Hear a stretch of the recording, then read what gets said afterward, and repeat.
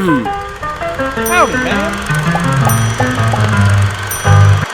Olá amigos do Arte Agenda Entrevista. Todo ano a gente espera a Feira do Livro, todo ano a gente espera ler livros de pessoas que a gente admira, e eu tenho sempre uma expectativa, são tantos escritores que eu gosto de ler, mas uma pessoa que sempre que lança o livro, eu me lanço ao livro, para usar uma palavra, é a Clara Corleone, que está com a gente. Então seja muito bem-vinda aqui ao Correio do Povo, Clara. É um prazer estar aqui de novo, Gonzaguinha, obrigada. E a Clara, eu falo que a gente já fez algumas entrevistas, ela é vencedora do Prêmio Jacarandá, que está por ser anunciado. E Rosa e Violeta, esse livro que está aqui, ele trabalha com um tema que não é muito fácil. A gente até... num dos jacarandás a gente premiou o Dias de Fazer Silêncio, da Camila Macari. Maravilhosa. Que também... é duro, tem um luto, mas que também tem uma leveza, tem um lirismo.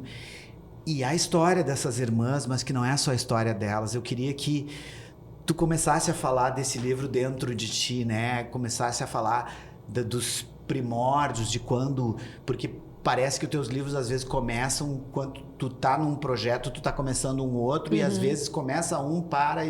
Exato. E aí eu queria saber como é que foi esse na tua vida. Esse livro, essa história é muito engraçada, na verdade. Eu estava assistindo uma série True Crime, que nós mulheres adoramos ver True Crime, né? Por isso não se deve mexer com mulher nenhuma, a gente vê just for fun, né? Corpo esquartejado.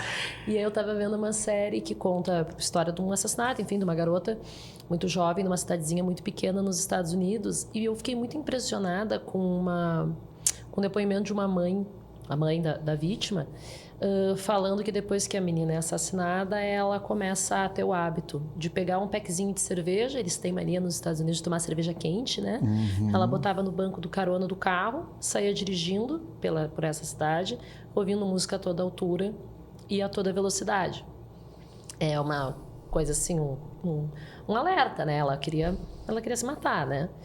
E aí eu fiquei pensando que, claro, a polícia local, né, a autoridade, todo mundo sabia quem era essa mulher, todo mundo sabia pelo que ela tinha passado.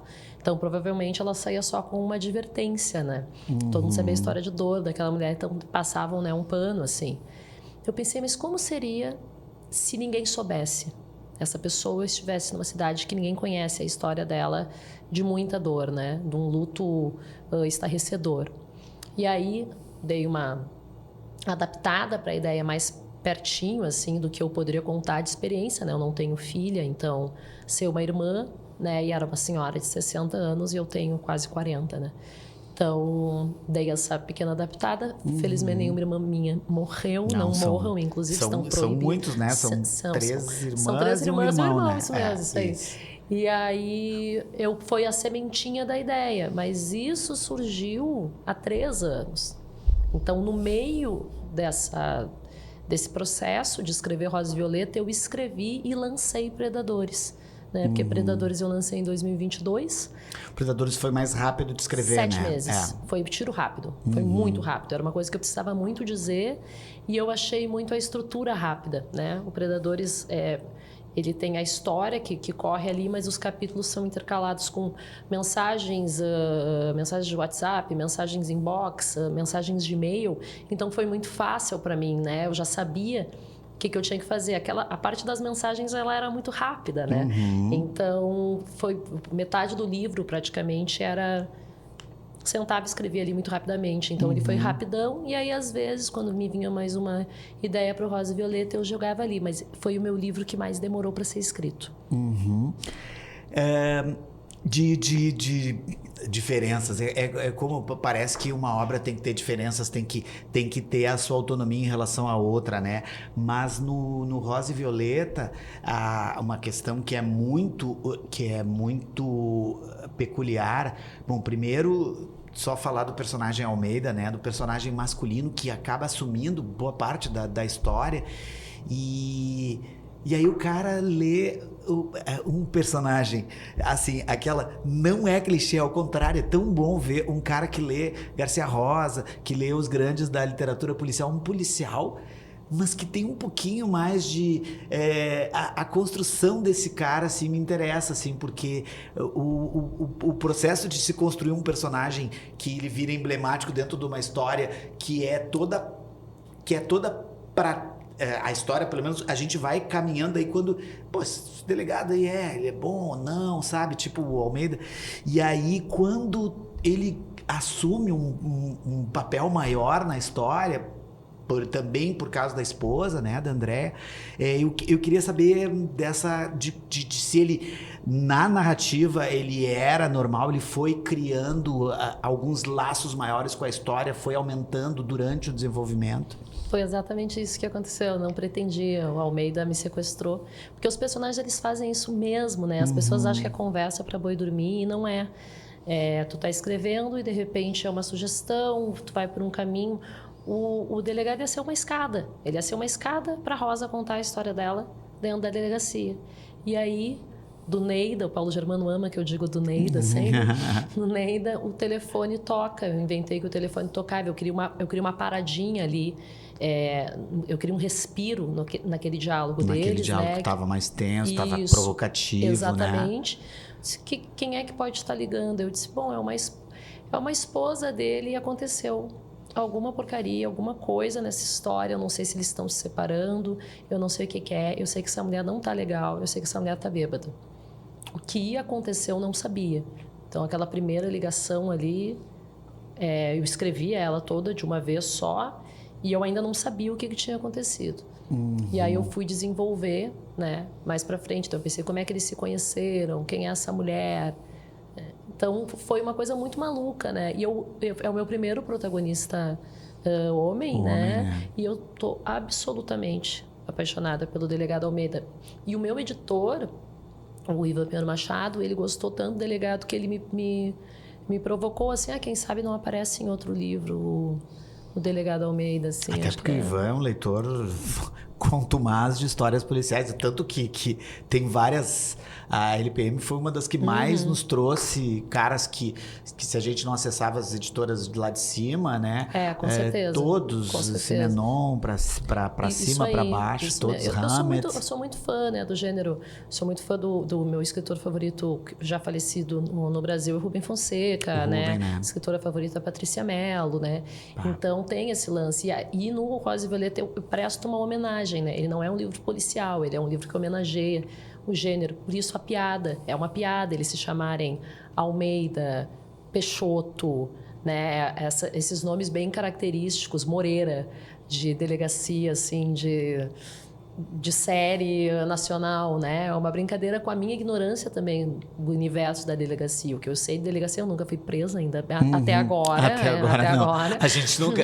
Tem coisas que a gente nunca... Nunca diga nunca. Tipo... prisão, traição, essas coisas um dia. Exatamente, ainda estamos em tempo, né? Então, assim, como é que é um protocolo dentro de uma delegacia? Claro, eu fui ler como é que o cara se torna delegado, né? Por exemplo, é muito impossível tu chegar ela ser levado ao interrogatório. Não é. Mas provavelmente, assim, aquele negócio do delegado ficar interrogando ela, provavelmente aquilo não aconteceria, né? Então... Mas é uma inverossimilhança que nos aproxima, porque aquele diálogo que conduz a gente mais para dentro da história. Que de repente essa coisa do verossímil também, muitas vezes, verossímil, daí tem literatura fantástica, daí tem essa coisa, não, vamos nos permitir embarcar nessa história, né? Exatamente, eu pensei isso também, porque senão tu fica muito preso. E o Ivan me disse uma coisa muito legal, assim, ele me disse, Clara, o que é mais importante são as relações entre os personagens. Isso tu fez, isso está muito estabelecido. Então relaxa, dane-se que não tá protocolo, algum delegado vai olhar e vai dizer. Até porque tu tá numa mega ficção onde é uma cidade que não é nomeada nunca, né? Então é o Teatro Municipal, a Praça da Matriz, né? O clube, né? O Centro Recreativo, não se diz nome de lugar nenhum, não tem uma praça. Eles não falam tu, eles falam você. Então é uma cidade brasileira. De que tamanho? Não sei, né? Sim. Nós não sabemos. Então, assim, poderia daqui a pouco, numa cidade menor, um delegado que é isso, um delegado que fica ali lidando com todo o dia a dia, nem tem gente suficiente para lidar, né? Então, eu também pensei isso, mas aquelas coisas engraçadas que a gente pensa que vai dar um super problema, que as pessoas vão criticar, ninguém tá nem aí pro protocolo na delegacia, Sim. até agora não veio nada. Não, lá é anárquico. Eu fiz 3 anos de cobertura policial, cada delegacia que tu entrava era um jeito. Sim. O plantão do final de semana, o inspetor ficava dormindo na sala, os caras ficavam tudo chaveados, assim, e aí tu tinha que tocar várias vezes pra chamar os caras pra pegar os boletins de ocorrência ali, pra, tipo, então cada delegacia, agora eu não sei também, já faz tempo que eu não faço isso, mas eu ia te perguntar também, tem uma característica muito interessante, de novo, das personagens, por exemplo, a Rosa, a Violeta, as duas irmãs, assim, essa relação que se estabelece, eu não sei até onde eu posso falar também, eu tô falando, mas eu não sou o senhor spoiler, assim, mas questão que é uma das coisas que a gente talvez não fale tanto nesse mundo de WhatsApps e mensagens instantâneas, que é de uma incomunicabilidade que existem em grupos, em famílias. A gente tem amigos, a gente tem pessoas, mas a gente sabe que existe o incomunicável também. E me parece que essa relação das irmãs, é claro, é aquela história. Eu sou um leitor falando sobre o teu livro, mas tem a autora falando sobre o seu próprio livro. Existe também as incomunicabilidades, por exemplo, a Rosa com o Flávio, com o pai, é muito mais ligada, e com a Silvia não, por todas as questões. Então, sem contar muito assim o que, por exemplo, essas relações entre as pessoas, assim, esses estabelecimentos, de novo na criação, assim, quero te perguntar alguma coisa do gênero, assim, se alguma coisa foi mudando também ao longo, que os personagens assumiram um papel maior ou menor, não sei. Eu tinha um lance com esse livro que eu queria me afastar bastante de tudo que eu já fiz. Então, para eu me afastar de tudo que eu já fiz, eu tenho que me afastar de mim mesma, né? Porque o Homem, infelizmente, tem que acabar, são as minhas crônicas, né? Fala da minha família, fala dos meus casos de amor, fala dos meus amigos, enfim, das minhas opiniões, né? Porque era ela, porque era eu, a personagem tem meu nome, né? E as amigas são as minhas amigas de fato, né? Então, a Camila Conrad existe, Marina Vaz existe, etc. E o Predadores, a personagem ali principal sou eu, os pais também, e aí o resto é tudo inventado, tudo inventado. né? Então, nesse eu disse, não tem mais Clara Corleone, né? Não tem, que não é eu, né? É um alter ego, mas enfim. Sim, mas... Todo aquele negócio. Tem mais eu, não tem Porto Alegre, não tem mais nada. Então, essa família também vai ser diferente da minha. Eu sou extremamente ligada aos meus irmãos. A minha mãe é minha melhor amiga, né? E adoro meu pai também, tem adoração. Daí é parecido. Sim, Ele também me leva a vir roda de samba, né? Ele me leva até hoje. Das rodas de samba, sim. Exatamente. Né? Então, eu pensei que como é que eu exploro essa relação dessas irmãs que não... Porque não é que elas não se dão bem. Elas não se comunicam, exatamente isso que tu disse. Elas não conseguem. Tem um limite ali que elas não conseguem ultrapassar. A Rosa, ela é muito voltada para si mesma. Esse negócio do corpo, da implicância da mãe, né, que ganhou vários concursos de beleza e tal, e que implica muito com ela e que fica muito em cima dela. Até eu terminei de ler ontem o maravilhoso livro da Camila Macari, o novo, Infinita. O Infinita, né? Infinita maravilhoso, ainda não, mas ela trata bastante dessa questão, e nós nos falamos hoje pela manhã, inclusive, né? Falei, amiga, que foda, né? Isso que tu fez e tal, o negócio com a mãe, essa relação... que eu também tive que investigar com amigas minhas que têm relações complicadas com as suas mães. Li sobre mães narcisistas e tal. Mas aí também, enquanto eu escrevia, eu percebi o quanto tinha uma coisa machista e que é natural que exista, porque às vezes a gente tem que escrever, a gente não está louvando, a gente está criticando, claro, né? Mas ela tinha uma coisa de amor, assim, pelo pai, e a mãe, ela só criticava, e a mãe é pintada como uma fútil, uma carrasca, né? E aí eu não vou falar, senão eu vou ser Letícia spoiler, né? Pois é. Mas daí isso sim fez com que durante a escrita eu começasse a pensar o que eu podia mudar, o que eu não podia mudar, se eu deveria mudar ou não. Mas foi no processo. Eu não pretendia que rumos fosse para o caminho X ou Y. Rosa e Violeta, ele foi muito um fluxo louco, o crescimento dos personagens, a Andréia, a mulher do delegado também. Era pra ser a esposa do delegado que ligava, não sei o quê. Não, daqui a pouco eu dei uma história, eu vejo a Andréia, né? É um personagem que eu gosto muito também, invento que ela é bailarina. É uma coisa muito esquisita isso, né? Um processo, eu tenho um esqueletinho, mas depois quando tu cria ali as tuas criaturas, assim, elas meio que vão tomando, né? Tomando seus espaços, né? Uns menores, outros menores, e parece que depois que tu já criou, eu tava dando aula ontem, né? Tava com os meus alunos, vai, né? Porque tu já sabe como o personagem age, reage, o que ele gosta, o que ele não gosta, o que ele jamais faria, o que ele quer fazer. Fica mais fácil, né? O difícil é construir o personagem. Depois que tu construiu, tu tem um esqueleto, tem uma estrutura, tu só bota eles ali, joga eles e fica observando, né? O que eles vão fazer? Ah, morreu alguém se apaixonou, alguém brigou, né?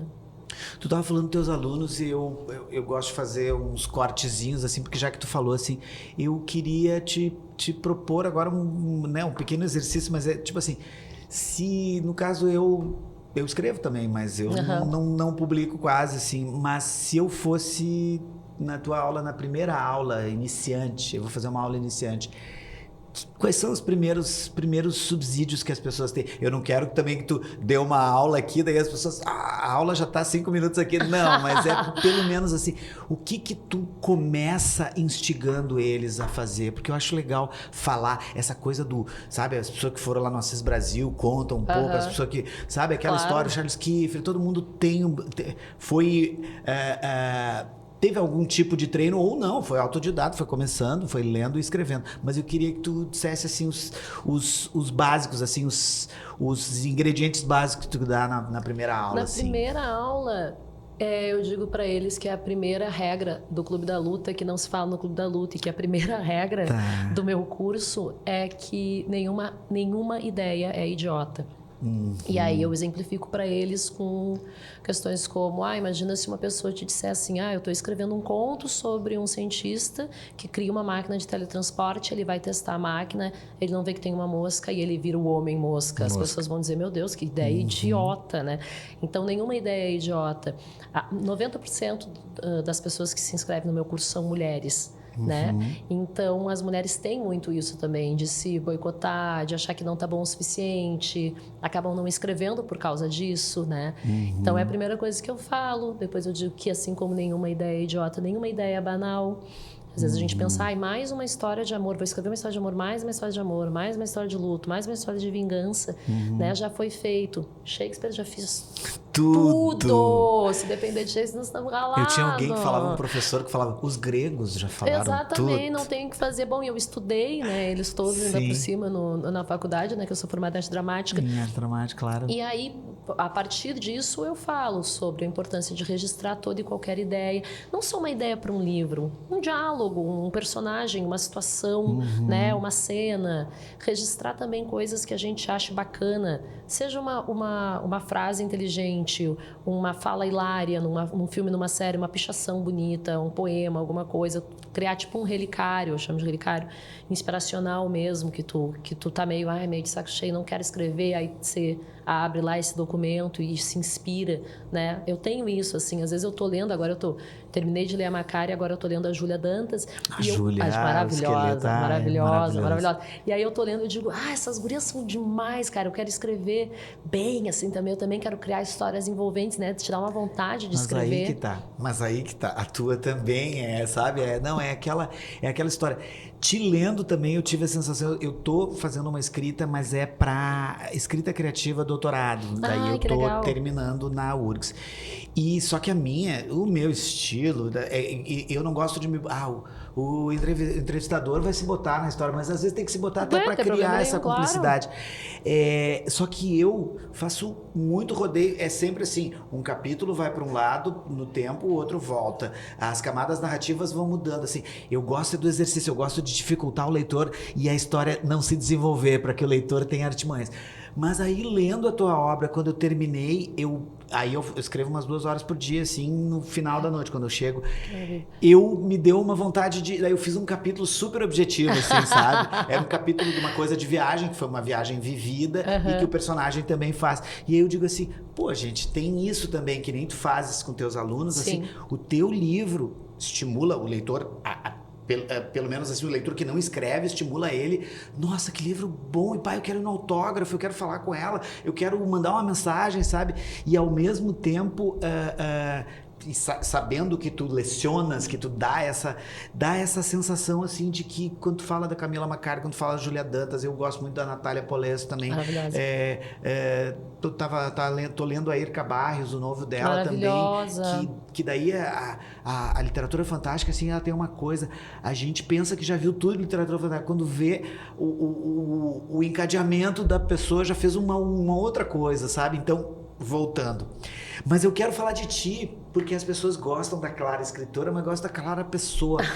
A Clara pessoa parece que acompanha-se. Se ela não falar de si, se ela não falar desse jeito dela. E eu acho que eu te falei, né, que eu e a namorada te encontramos num dia assim, mas tu tava lendo, e aí numa outra vez, eu acho que eu tava sozinho na lanchera, e aí te encontrei. Mas aí eu também tava com o livro e eu ia lá pro fundo ler também. E aí eu vi que tu tava lendo, e eu digo assim, não se interrompe. Pessoas que gostam de ler em público, assim, não se interrompe. Tudo bem, tu ia encontrar alguém ali, mas por que eu quero te falar isso? A Clara, que é o perfil da Clara, que gosta da lanchera, que tá sempre vivendo a cidade de uma forma muito intensa, assim. Queria que tu falasse, pô, parece agora, antes tu falou do Paulo Germano, eu vi a entrevista que vocês fizeram lá no programa deles na Gaúcha, e pessoas que te conhecem, assim, essa Clara que é vivaz, assim, que tá sempre marcando, e também até marcando em redes também, autenticamente a pessoa, porque a rede muito emoldurada, assim, né? A Clara autêntica. Queria que tu falasse um pouco dessa Clara, essa Clara autora que faz com que os leitores também, ao se interessar pela autora, se interessem pela obra e vão e fiquem assim. Eu não sei se eu tô querendo demais de ti, assim, mas é mais ou menos por aí. Eu não sei, Nazaguinha, porque eu acho que tem um lance que tu falou, talvez, de ser autêntica, mas não é uma coisa calculada, né? Eu trabalho para uma agência de São Paulo, eu sou editora louca, eu sou redatora, e eu fiz alguns cursos de marketing digital, e onde assim, muito, tu tem que postar isso, aquilo, porque quando tu vai fazer esses cursos, eles não sabem se tu tá fazendo para ti, se tu tá fazendo por uma empresa, né? E aí eu acho aquilo tão hermeticamente fechado, tão empacotado, tão tudo igual, que eu pensei, eu nunca vou fazer isso, né? Por exemplo, tu só tem que falar de um assunto. Se tu quer bombar no Instagram, tu tem que ser focado em um assunto só, senão não vão te acompanhar. Mas eu quero falar sobre tudo, né? Eu sou todas as mulheres do mundo, como se me permite, né? Sim. O Domingos. Então, assim... O Domingos Oliveira. Eu quero falar sobre fazer exercício físico, só que eu falo sobre fazer exercício físico não botando nenhum filtro nunca em nenhuma foto e nenhum vídeo, porque eu acho uma palhaçada tu botar.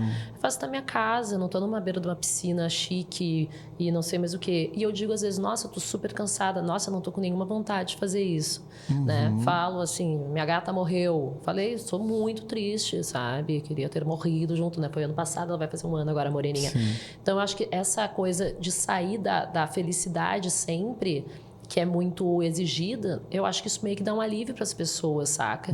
E eu sou muito...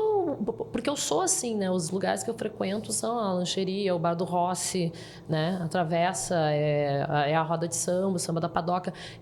Eu acho que as pessoas acabam se identificando porque tu fica num limo ali, né? Então, se a coisa da influencer... que os produtos, não sei o que, é chique, sim, viaja para não sei o que eu acho tudo maravilhoso, eu acho lindo de ver. Claro. Eu quero mais que todo mundo viaje, ganhe seu dinheiro, tá tudo certo, né? Mas acho que são vários lances, assim, que é do meu jeito mesmo. E eu acho que é isso que acaba rolando. Quando vem uma menina, assim, muito nervosa falar comigo, eu digo, tá nervosa porque eu sou uma bêbada que escreve. Então, não precisa ficar nervosa. É bom desarmar um pouquinho, sabe? né? Tá tudo tranquilo, assim. Que isso é ótimo. Tu falou de família ali, a gente sabe dessa ligação com a família, assim. Como é que é? Porque tem uma coisa, as pessoas sempre me perguntam. Aqui hoje uma pessoa estava me perguntando, tá, mas tu já entrevistou na entrevista, na outra entrevista que tu fez, tu já perguntou o negócio do Corleone, o sobrenome, por que é? O Clara tem uma história que tem a ver, o nome da Clara era uma líder feminista, né? O nome... Era, mas não é por causa disso. Mas não é por causa disso, não, né? Não. Tá, não. E aí, mas sempre tem várias histórias folclóricas, assim. Eu queria que tu falasse um pouco primeiro da família, dessa eu acho que é um, como é que se diz? Pô, agora tá faltando a palavra, mas é esse esteio, sabe? Essa coisa que te faz também ser uma pessoa. Todas essas pessoas que tu falaste que tu é e as mulheres que tu é, tem um pouco a ver com essa base. E eu queria que tu falasse sobre isso. Eu digo sempre, Gonzaguinha, que o meu maior privilégio não é ser branca, hétero, cis, oriundo da classe média. O meu maior privilégio é que eu venho de um lugar de afeto, de amor e de respeito, né? Com os meus pais e com os meus 4 irmãos. A minha casa sempre foi uma casa cheia de música, cheia de samba, de bossa nova, de Beatles, cheia de livros, com muitos livros, onde a gente sempre foi ao teatro, onde a gente sempre foi em exposições de arte. Não tinha uma coisa diferente nisso. A gente sempre foi e a gente sempre foi muito ao cinema.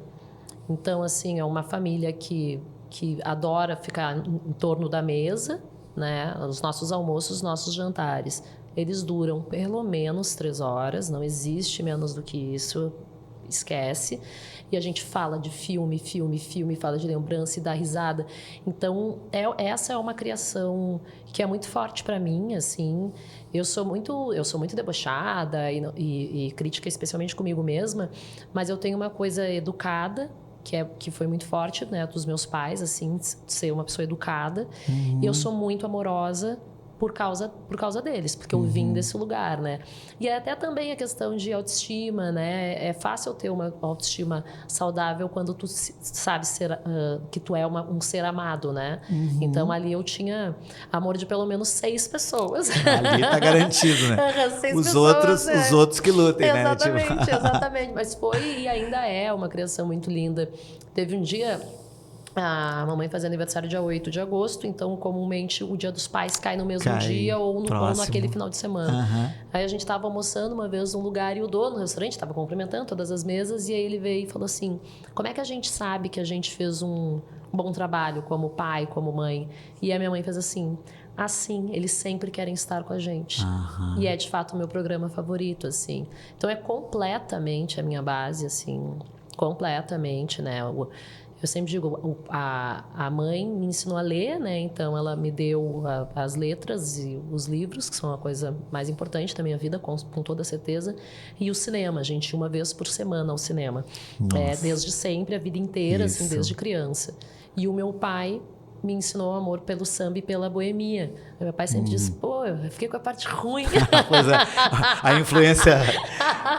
a influência ruim, né? Não é, é boa. Entre aspas, né? Mas eu brinco que é... Mas assim, o pai, a boemia que eu digo assim, era em Barra do Ribeiro, na cidade pequenininha, num bar dos amigos dele, onde obviamente eu não bebia álcool, né? Mas tem aquela frase antológica do Bons Companheiros, né? Que abre, né? Desde que eu me conheço por gente, eu sempre quis ser um gangster. E eu digo, desde que eu me conheço por gente, eu sempre quis ser uma boêmia. Uma boêmia. Eu sempre achei o máximo a boemia. Eu adoro. Já que tu falou de cinema, tem um tema muito, muito atual. E como tu falou da tua família e falou de cinema, eu me lembrei de um filme visto recentemente que eu acho que tu deve ter visto, ou tu vai ver, ou tu sabe. Porque eu me lembro quando o Marcelo Rubens Paiva começou a falar mais da doença da Dona Eunice lá da história do Ainda Estou Aqui, né? A família retratada, a gente não vai dar spoiler também, porque a história é bem conhecida, mas a família retratada é também a família do Rubens e da Eunice. É uma família assim, claro, pelo olhar do Marcelo, depois os roteiristas tratam, mas é uma coisa assim. E eu não sei, parece que o filme ganha uma forma de chegar até onde se quer chegar, porque as fórmulas do Oscar, exatamente por isso, por mostrar o quanto uma família, e aí que eu queria entrar nessa discussão também, que o Rosa e Violeta, o quanto é importante, assim, a gente não é assim, o careta, assim, tem que ter família tradicional, não, mas o quanto é importante a gente ter bases, a gente ter pontos de referência ou aqueles socorros, amigos, que tu pode ter uma família de amigos, tu pode não ter nenhum parente aqui próximo, né? Então eu queria, a partir do Rosa e Violeta e também falando Ainda Estou Aqui, que é um filme que ainda está sob discussão, assim, falar dessa tua literatura como uma amiga, por exemplo, as pessoas que têm teus 4 livros, assim, na coisa de poder te ter como uma pessoa num lugar privilegiado da estante, assim, sabe? Eu começo a pensar, assim, da literatura como amiga das pessoas, como salvação, como já se disse, né? Assim, eu tenho sempre esse conceito que eu acho que mais literatura, menos qualquer outra palavra, assim, né? Então eu queria que tu falasse um pouquinho da literatura na tua vida também, não só como escritora, mas como leitora, como pessoa. Com certeza, eu acho que a literatura, ela... Bom, a Marta Medeiros lançou agora, né, o Comigo na Livraria, né, que é um livro lindo, que fala muito sobre isso, e eu concordo muito com a Marta. O problema desse livro da Marta é que tu sai com 400 milhões de dicas, você vai gastar todo o teu dinheiro na livraria, né? Esse é o problema, que as dicas delas são muito boas sempre. Eu digo, uma casa sem livros é uma casa sem alma. Se os livros não estão ao alcance da mão, para que servem então, né? Para mim, assim, quando eu combino de encontrar um amigo no bar, vamos às 8, legal. Eu vou chegar às 7 porque eu quero ler sozinha. Né? Eu não vejo a hora de voltar na lancheria, porque eu fico lendo sempre um em casa e um na lancheria. Os guris guardam para mim, atrás do balcão. De voltar para ler finalmente o Assassinato do Trotsky no Homem que Amava os Cachorros, né? Um livro absolutamente fenomenal. Então, é uma super companhia. Hoje, quando eu estava vindo para cá, eu pensei, eu vou levar o da Júlia, né? Porque a corrida, aí quando eu vi, não, já está escuro também, né? Depois eu vou para um churrasco, onde eu vou colocar, mas por mim eu estou sempre com um livro. E é uma coisa, é meio triste, assim, às vezes eu estou lendo no aeroporto, ou na rodoviária, ou na própria lancheria, e alguém comenta, nossa, que raridade, todo mundo no celular e tu lendo um livro. Mas eu acho também que o celular, ele é tão limitado, eu não consigo nem entender, não quero criticar, as pessoas fazem o que elas quiserem, mas eu não consigo nem entender, porque tu vai entrar, tu vai olhar teu Instagram, aí tu vai olhar teu WhatsApp, tu vai olhar teus e-mails, depois você vai fazer o quê? Mas que tanto fica no celular, entendeu? Pode até ter, tu virar ele e fazer uma espécie de Kindle, uma rolagem e ler um livro ali também, pode ser, mas é mais raro, né? É mais raro, e também assim, tua bateria vai acabar, então, né, e aquela coisa da tela, a gente sabe que não é bacana, que pode dar super dor de cabeça, né? Influenciar quem já tem dor de cabeça não é bacana. E para mim o livro é uma coisa... para mim é inviável, né? Eu ir para um bar, eu ir para um café, especialmente eu ir viajar, eu ir para a beira da praia. E eu não tenho um livro. Acho que quem tem um livro nunca está sozinho, né? É fundamental, e sempre foi. Sempre foi. Desde o primeiro livro que eu aprendi a ler com 7 anos, que foi o Pai Não Entende Nada, do Luciano Veríssimo. Eu nunca mais desgrudei, assim.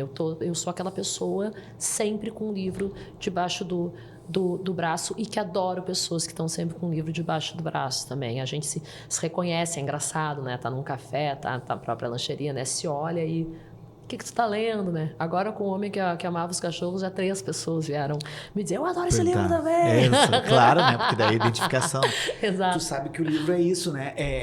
Por exemplo, eu mesmo, como pessoa, eu era um piá muito agressivo, assim, muito, sabe? E eu sou mais dócil agora, assim, todo mundo sabe, assim, que eu sou, que eu, para brigar, faz 30 anos que eu acho que eu não brigo, assim, de soco com ninguém, assim, né? Tipo, e olha, não pretendo mais, né? Mas a história é que o livro Duas coisas que me atingem, como tu falou ali do Pai Não Entende Nada, é que quando eu comecei a ler literatura mais pesada na adolescência, tipo assim, os russos nos 13, 14, aí eu digo, eu acho que eu vou ter que fazer terapia, porque eu não consigo, isso aqui tá muito pesado pra mim, sabe?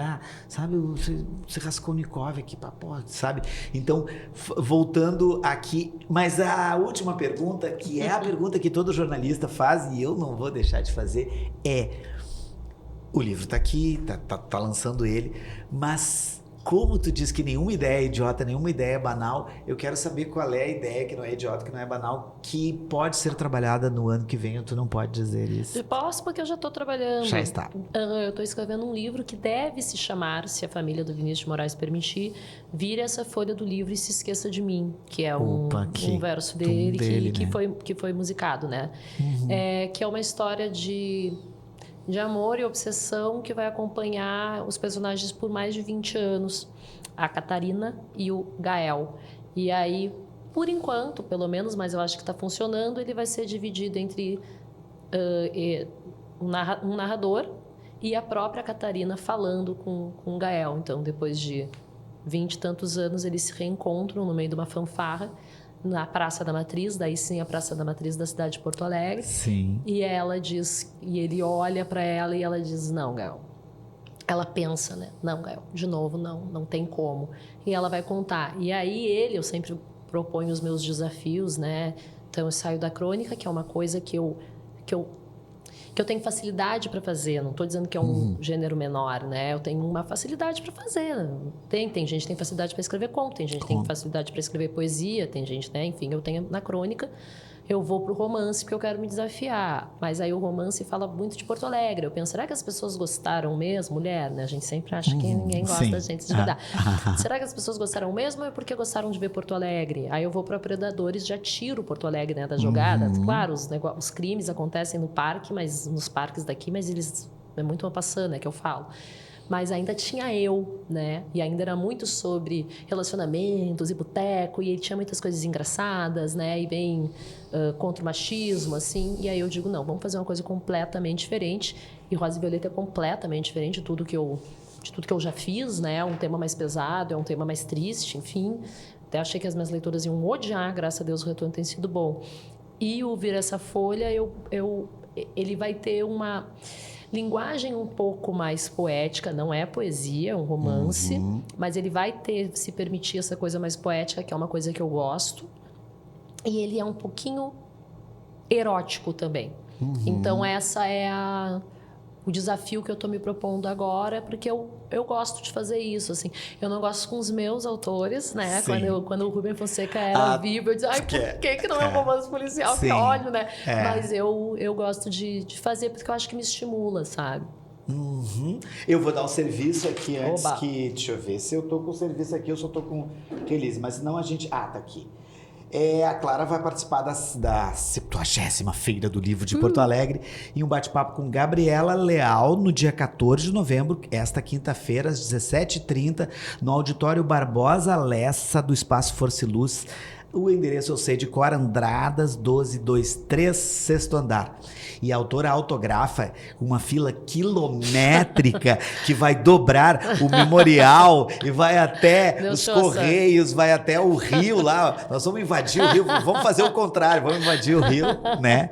A maior fila da... Assim espero, né? Eu sou sempre muito positivo, tá me ouvindo, né? meu São Jorge? Eu sou sempre muito positivo, sabe por quê? Porque eu roubei um livro da minha irmã, agora eu achei num sebo ali por 5 pila, o Poliana, do Eleanor H. Porter. Olha! Porque eu guri, assim, 12, 13 anos, assim, roubei não, peguei, ela tava com o livro, eu peguei o livro e li, e desde então eu sou contente, eu sou sempre quero assim que é bom. Positivo, então eu tô achando que vão 300, 400 pessoas, tomara. né? Então, mas deixa eu dizer o horário, 19 horas na Praça de Autógrafos da Feira do Livro. Eu sei que o pessoal que vê o Correio do Povo Arte Agenda Entrevista, todos vão estar lá.